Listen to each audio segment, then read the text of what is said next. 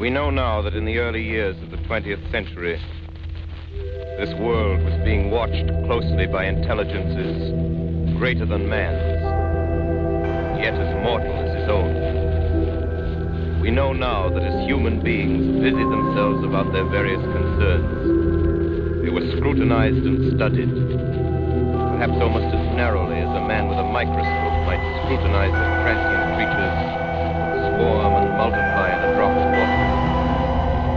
With infinite complacence, people went to and fro over the earth about their little affairs, serene in the assurance of their dominion over this small, spinning fragment of solar driftwood, which by chance or design, man has inherited out of the dark mystery of time and space. Yet across an immense ethereal gulf, minds that... Ladies and gentlemen, we interrupt our program of dance music to bring you a special bulletin from the Intercontinental Radio News. At 20 minutes before 8 Central Time, Professor Farrell of the Mount Jennings Observatory, Chicago, Illinois, reports observing several explosions of incandescent gas occurring at regular intervals on the planet Mars. The spectroscope indicates the gas to be hydrogen and moving toward the Earth's enormous velocity. Professor Pearson of the observatory at Princeton confirms Farrell's observation and describes the phenomenon as, quote, like a jet of blue flame shot from a gun, unquote. We now return you to music of Ramon Raquello playing for you in the Meridian Room of the Park Plaza Hotel situated in downtown New York.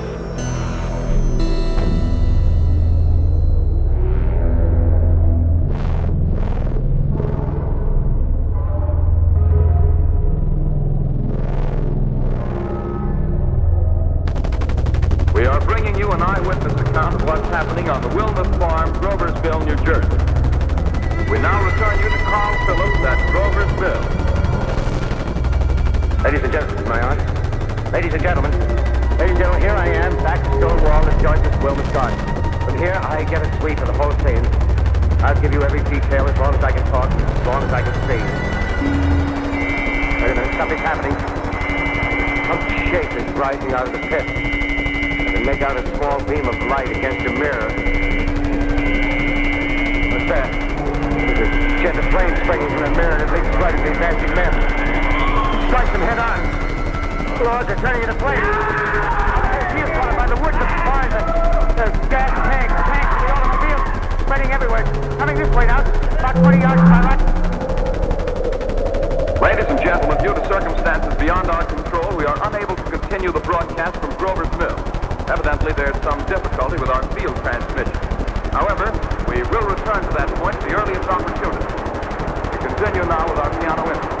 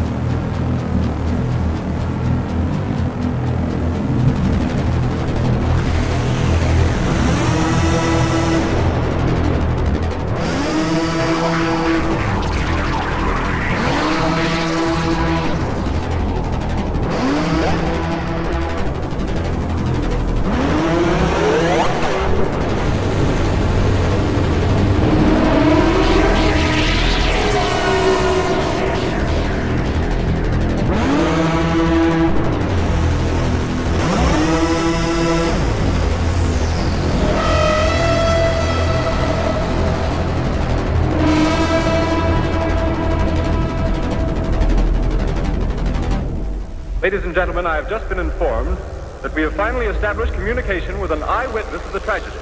Professor Pearson has been located at a farmhouse near Grover's Mill, where he has established an emergency observation post. Professor Pearson.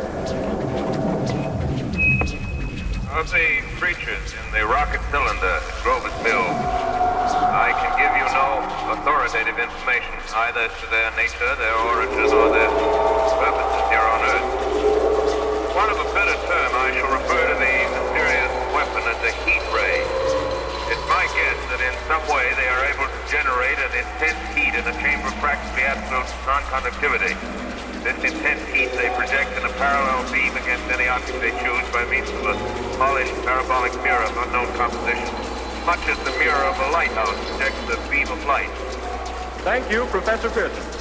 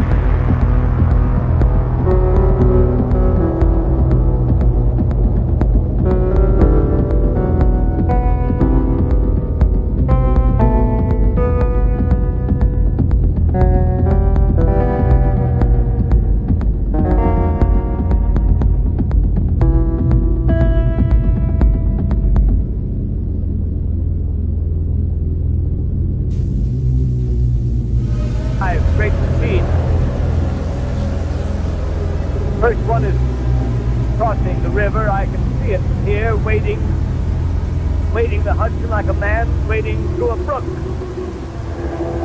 This is the end now.